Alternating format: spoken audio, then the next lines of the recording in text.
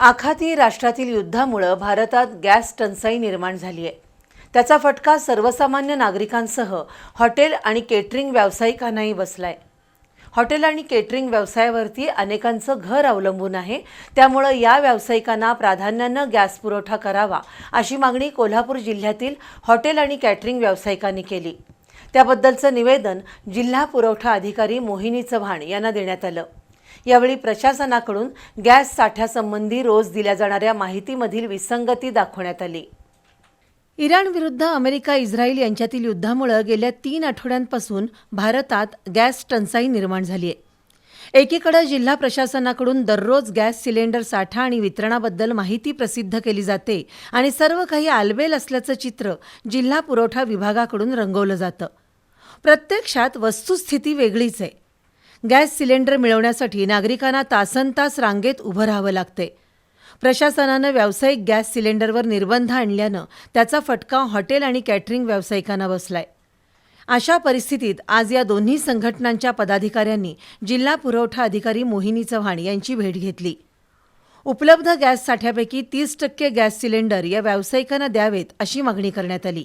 आता परिस्थिती अशी आली आहे की हॉटेल बंद पडायच्या मार्गावर आले आहेत। काही हॉटेल्स कोल्हापूरली बंद होत आहेत। पर्यायी व्यवस्था म्हणून त्याला कोळसा आहे, लाकूड आहे, इंडक्शन आहे, इलेक्ट्रिक फ्रायर आहेत। जे सर्वजण ज्यांना जे शक्य ते सर्व ते वापरायला लागलेत। पण गॅससारखा जो फ्लो किंवा जी इझीनेस आहे ते ह्यात होत नाही। ह्याला लिमिटेशन आहे का, तर जे काही हॉटेल्स एखाद्या कॉम्प्लेक्समध्ये आहेत किंवा बंद अवस्थेत आहेत त्यात ते चूल कशी लावणार, त्याचा धूर कुठे जाणार, ह्याच्यावर आता सीझन तोंडावर येतोय आणि काय करायचं समजेना। दरम्यान जिल्हा प्रशासनाकडून जाहीर होणारी माहिती आणि वस्तुस्थिती यातील विसंगती हॉटेल मालक संघाच्या पदाधिकाऱ्यांनी दाखवून दिली। मात्र केंद्र आणि राज्य शासनाच्या सूचनेनुसार गॅस वितरण सुरू असून सध्याच्या परिस्थितीमध्ये लवकरच सुधारणा होईल असं चव्हाण यांनी सांगितलं।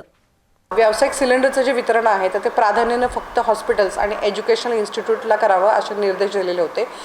पुरवठ्यामधली जर काय परिस्थिती सुधारली तर या बाबतीत राज्य शासनाने वेगळा निर्णय घ्यावा असंही सेंट्रल गव्हर्नमेंटने त्याच्यामध्ये सुचवलेलं होतं। त्या अनुषंगाने काल बैठक झालेली आहे।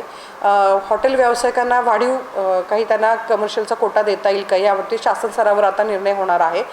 निर्णय झाल्यानंतर त्या बाबतीत आम्ही त्यांना तसं कळवू। हॉटेल आणि केटरिंग व्यवसायावर अनेकांची घरं अवलंबून आहेत, त्यामुळे गॅस पुरवठा करताना आमचाही विचार करा अशी विनंती करण्यात आली।